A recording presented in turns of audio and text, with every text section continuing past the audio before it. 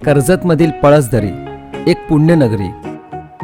श्री स्वामी समर्थांच्या 22 दिवसांच्या वास्तव्याने पावन झालेली अशी भूमी. दादा महाराजांसारखे निस्सीम भक्त आणि हरिभजनाचा सुरेल साज.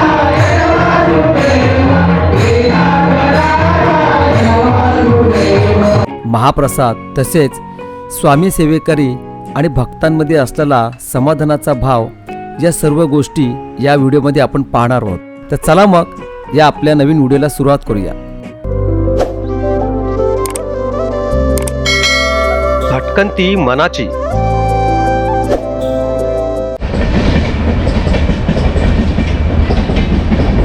श्री स्वामी समर्थ. नमस्कार मित्रांनो, मी संतोष मळिक. मी माझ्या या नवीन व्हिडिओमध्ये तुम्हा सर्वांचं मनपूर्वक स्वागत करत आहे. मुंबईपासून सुमारे 2 ते 3 तासाचा प्रवास करून मी आज आता इथे पळसदरीला पोचलेलो आहे. आता इथून पुढे स्वामींच्या मठात कसं जायचं हे तुम्हाला मी सांगणार आहे. तर तुम्ही माझ्यासोबत राहा आणि व्हिडिओ शेवटपर्यंत पहा. तर मित्रांनो, इथून आपल्याला आपल्या स्टेशनला उतरल्यावर संपूर्ण रस्ता हा चालत जायचा आहे. पळसदरी रेल्वे स्टेशनपासून अवघ्या 5 ते 10 मिनिटाच्या अंतरावर श्री स्वामी समर्थांचा मठ आहे. या मठात यायचे झाल्यास दादरहून खोपोलीकडे जाणाऱ्या अनेक लोकल ट्रेन्स आहेत. पावसाळ्यात हा ओढा अक्षरशः दुथडी होऊन वाहतो. सध्या थंडीचे दिवस आहेत आणि पाऊस नसल्या कारणाने हा ओढा आपल्याला कोरडा दिसतोय.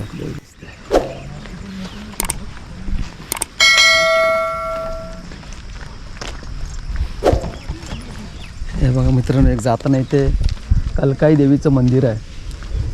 याचं सुद्धा तुम्ही दर्शन घेऊ शकता. इथे मंदिर आहे कलकाई देवीचं. इथूनच पुढे आपल्याला चालत जायचं आहे.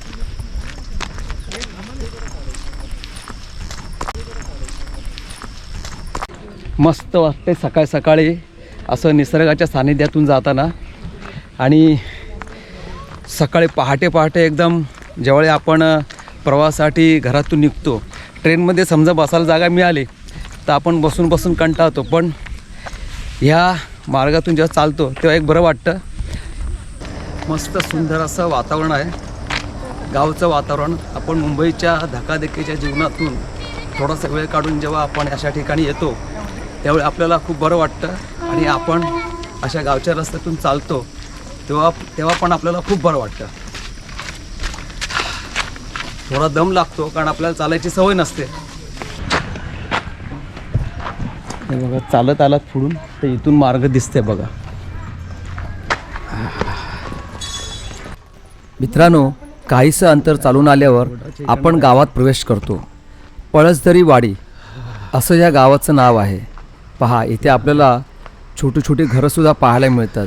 पहा, निसर्ग सौंदर्याने असं भरलेला असा हा कर्जतचा परिसर आहे. पहा, पण बघा असं एक गाव आहे बघा. इथे घर आहे. प्रवासाचा थकवा घालवण्यासाठी थोडासा इथे चहा घेतो आणि मग आपण निवांत गप्पा मारूया. थंडी आहे त्याच्यामुळे बघा चहा घेतोय मस्तपैकी एकदम. जेव्हा पळसदरीला उतरतो तेव्हा मध्ये काही खाण्यासाठी कुठची सुविधा नाही, पण इथे काकींचं एक पूर्ण ब्रह्म स्नॅक्स कॉर्नर आहे. तिथे आलेलो आहे मी. आणि एकमेव मंदिराच्या वाटेमध्ये आहे ते. पहा, म्हणजे 11 वाजेपर्यंत मंदिर चालू असतं आणि गुरुवारी दोन्ही टाईम महाप्रसाद असतो. आणि काय म्हणते पालखी दर गुरुवारी असते. मी आता दिवसा चालू आहे म्हणून मला काय पालखीला थांबता येणार नाही, पण तुम्हाला जर पालखीचा आनंद घ्यायचा असेल तर तुम्ही दिवसानंतर येऊ शकता. त्यावेळी हे कुठे नेतो सायकल. सकाळचं कोवळं ऊन आणि हवेत असलेला गारवा यामुळे वातावरण एकदम मस्त वाटत होतं. गावाकडच्या वातावरणात आणि हवेत काय जादू आहे हे शब्दात सांगणं खरंच कठीण आहे. हे बघा, एक तिकडे एक विहीर आपल्याला दिसते. आपण विहीर बघूया.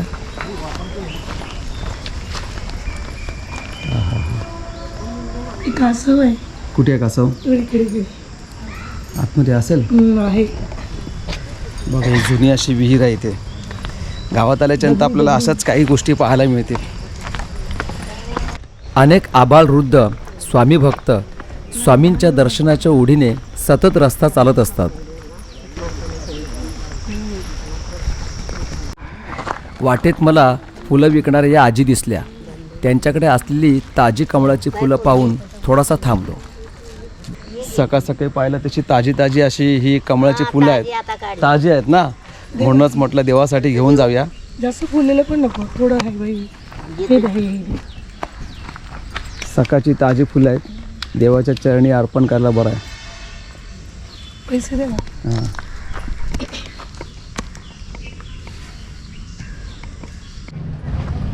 गावातील आजूबाजूचा परिसर पाहत आणि अनेक पक्ष्यांचे आवाज ऐकत आपण मंदिरापाशी येऊन पोचतो.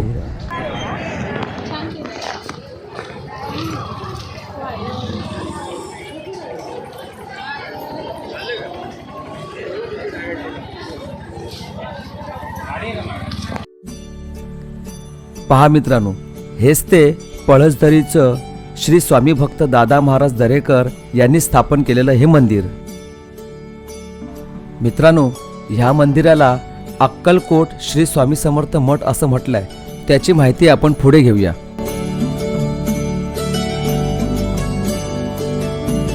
पहा, इथे आपल्याला चप्पल बूट काढण्यासाठी मंदिर प्रशासनाने व्यवस्थित अशी चांगली सोय करून दिलेली आहे आपल्याला. या मठाला विश्राम मठ सुद्धा म्हटला जातो.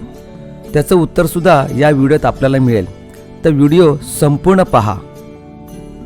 चला तर मग मित्रांनो, वेळ न दवडता श्री स्वामी समर्थांचं मनोभावे दर्शन घेऊया आणि या मठाची एकूणच माहिती जाणून घेऊया. बोला तर मग श्री स्वामी समर्थ महाराज की जय. मंदिरात प्रवेश करताच अनेक दुकानं सजलेली आपल्याला पाहायला मिळतात. त्यात हार, फुलं, स्वामींच्या आवडत्या गोष्टी अशा अनेक गोष्टींनी सजलेली दुकानं आपल्याला पाहायला मिळतात. पहा, इथे आपल्याला जपमाळ सुद्धा पाहायला मिळतात. वेगवेगळ्या प्रकारच्या रंगीत अशा जपमाळ इथे ठेवलेल्या आहेत.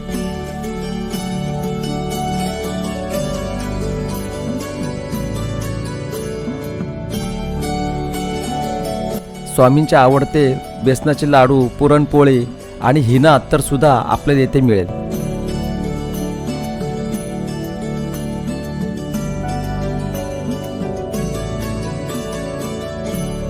जेव्हा आपण हार, फुलं, नैवेद्य घेऊन निघतो तेव्हा सरळ प्रवेश न करता इथे प्रथम आपल्याला स्वच्छ हातपाय धुवावे लागतात आणि त्यानंतरच आपण मंदिरामध्ये प्रवेश करावा. पहा मित्रांनो, येथे महाप्रसादाला एक कक्ष आहे, पण इथे दुपारची स्वामींची 12ची आरती झाल्याच्या नंतरच 12:30 वाजता इथे महाप्रसादाला सुरुवात केली जाते. येथे महाप्रसादाची वेळ दिलेली आहे. दर गुरुवारी दुपारी 12:30 ते 1:30 वाजेपर्यंत महाप्रसाद असतो आणि हो, रात्री 8:15 ते 9:15 वाजेपर्यंत सुद्धा महाप्रसादाची येथे मंदिरातर्फे सोय करण्यात आलेली आहे. शनिवार, रविवार आणि पौर्णिमेस सुद्धा आपल्याला येथे महाप्रसादाचा लाभ घेता येतो. आज गुरुवार असल्याकारणाने अनेक स्वामी भक्त स्वामींचं दर्शन घेण्यासाठी या मठात आलेले मला पाहायला मिळाले. मुख्य मंदिराच्या डाव्या बाजूला श्री स्वामी समर्थांची उत्सव मूर्ती पाहायला मिळते. पहा, किती सुंदर अशी मूर्ती चांगल्या अशा मकरात बसलेली पाहायला मिळते. ही मूर्ती पाहून मला बाहेर एवढं चांगलं आहे तर आत कसं असेल याची उत्सुकता लागली होती. हे छोटंसं मंदिर वजा मखर जर तुम्ही निरखून पाहिलं तर या मंदिराच्या 4 खांबांवर श्री शंकर महाराज, गजानन महाराज यांच्या तसबिरी आहेत, तर दुसऱ्या बाजूला सुद्धा काही संतांच्या तसबिरी लावण्यात आलेल्या आहेत. ही पहा, येथे आनंद महाराजांची सुद्धा तसबीर आपल्याला पाहायला मिळते.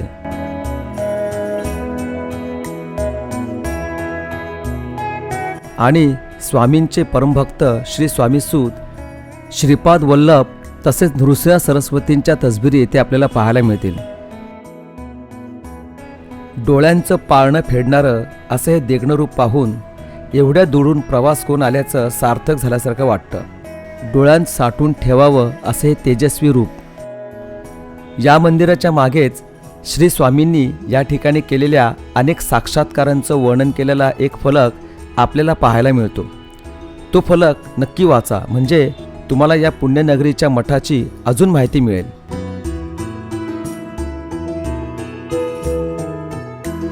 चला तर मग आपण मुख्य मंदिरामध्ये प्रवेश करूया.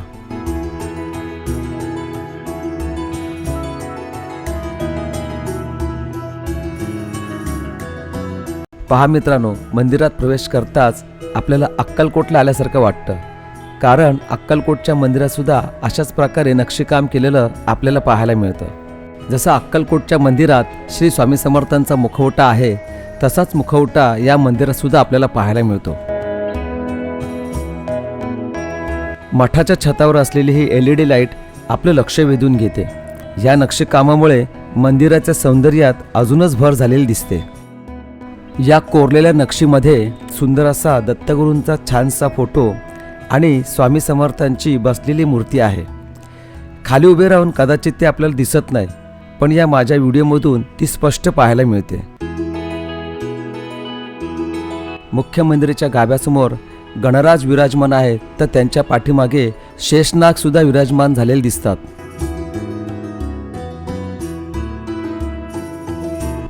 जसजसा दिवस वर चढत जातो तसतसा भक्तांचा ओढा आपल्या इथे पाहायला मिळतो.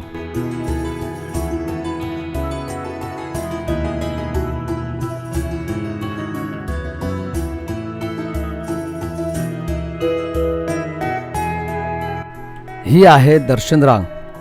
या दर्शन रांगेतूनच आपल्याला मार्गक्रमण करत करत पुढे जावं लागतं.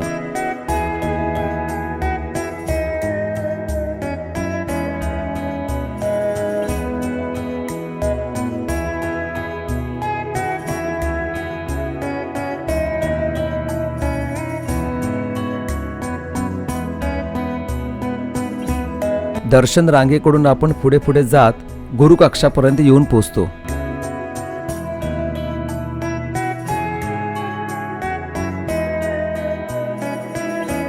बोला स्वामी समर्थ महाराज की. याच गुरुकक्षात म्हणजेच गुरुवर्य परमपूज्य दादा महाराज दरेकर यांच्या काही तसबिरी आणि पादुका आपल्याला येथे पाहायला मिळतात. हेच ते या मठाचे मठाधिपती परमपूज्य आणि श्री स्वामींचे निस्सीम भक्त असे गुरुवर्य दादा महाराज.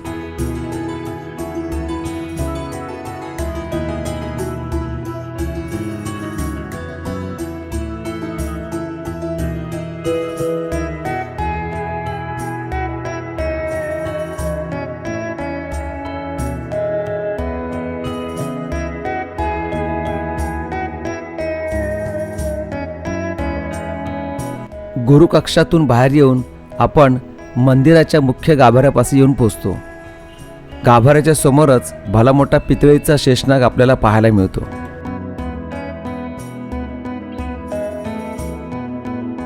मुख्य गाभाऱ्याच्या डाव्या बाजूला गणपतीची मूर्ती आणि उजव्या बाजूला उभी अशी स्वामींची मूर्ती आपल्याला पाहायला मिळते.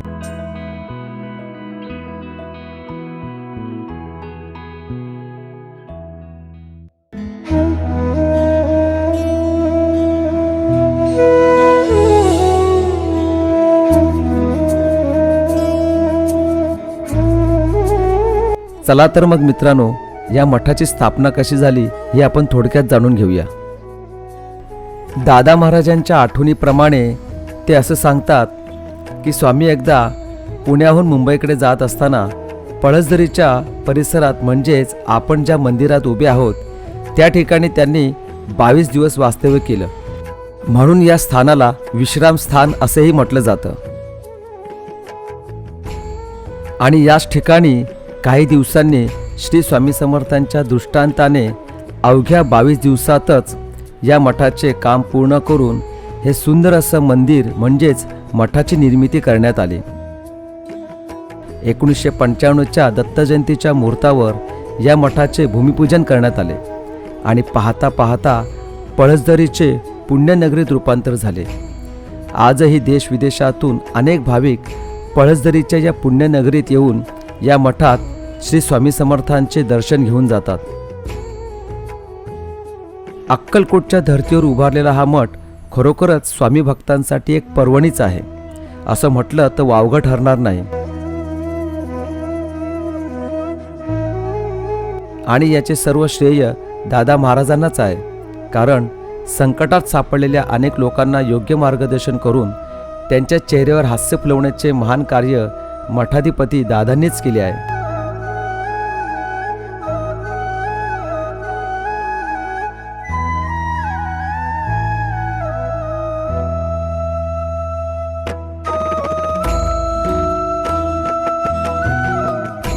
श्री स्वामींचं मनभावे दर्शन घेऊन झाल्यावर मी ध्यान मंदिरापाशी निघालो. हे पहा, हेच ते ध्यान मंदिर मंदिराच्या तळघरामध्ये आहे. ध्यान मंदिरात आल्यावर पाहिलं तर उजेड अजिबात नव्हता. काळोखात काही स्वामी भक्त श्री स्वामी समर्थांच्या नामाचा जप करत असताना बसलेले पाहायला मिळाले. ह्या ध्यान मंदिरात समोरच श्री स्वामी समर्थांची बसलेली अशी पूर्णाकृती मूर्ती आपल्याला इथे पाहायला मिळते.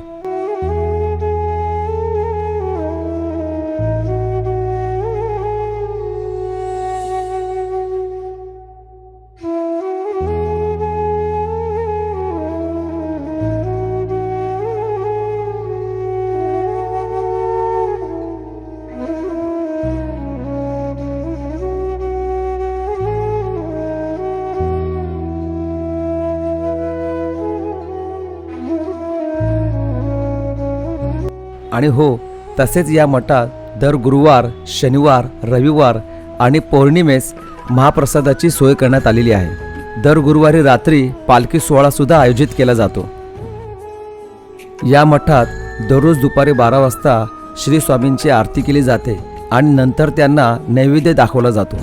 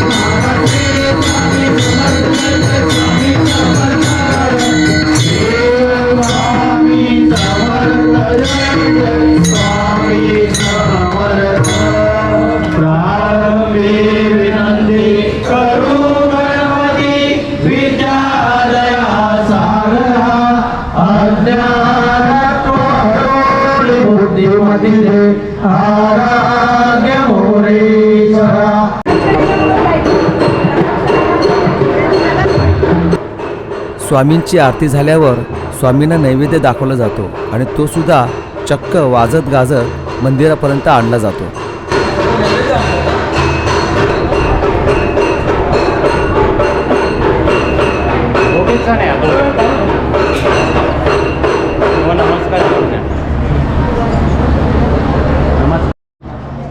नैवेद्याचं ताट मुख्य मंदिरात स्वामींच्या समोर आल्यावर गाभ्याचे दरवाजे काही वेळासाठी बंद केले जातात. नैवेद्यासाठी बंद झाले बघा, आता स्वामींच्या नैवेद्यासाठी बंद झालेला दरवाजा थोड्या वेळाने स्वामी नैवेद्य करतील नंतर मग तो दरवाजा उघडण्यात येईल.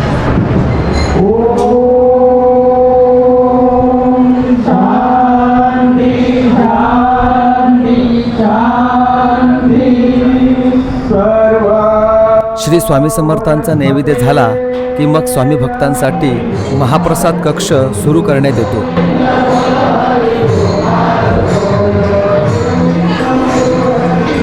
मुख्य आरती संपल्यानंतर काही स्वामी भक्त अनेक भजनं इथे गात असताना आपल्याला पाहायला मिळतात आणि अनेक भक्तिमय सूर अशा आपल्या कानी पडत असतात.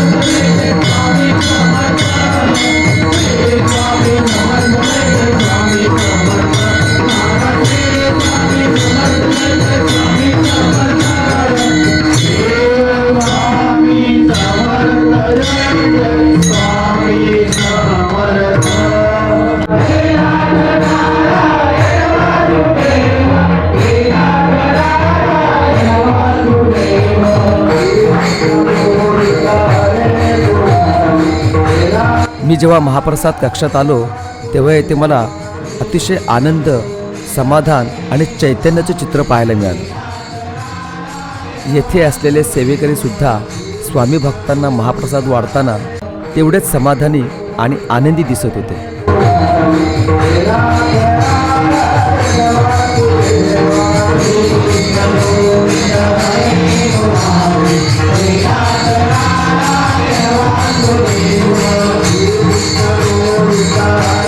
हा जो महाप्रसाद आहे तो समाधानाचा आणि मन तृप्त करणारा असा आहे.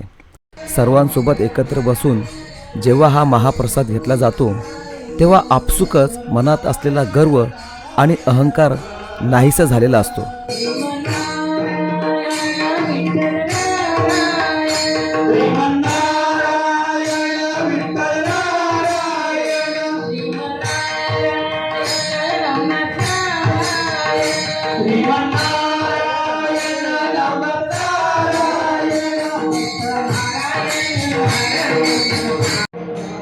महाप्रसाद घेऊन झाल्यावर स्वतःचं जेवलेलं ताट स्वच्छ धुवून ठेवणे हा एक नियम या मठात पाहायला मिळाला आणि तो खरंच खूप छान आहे.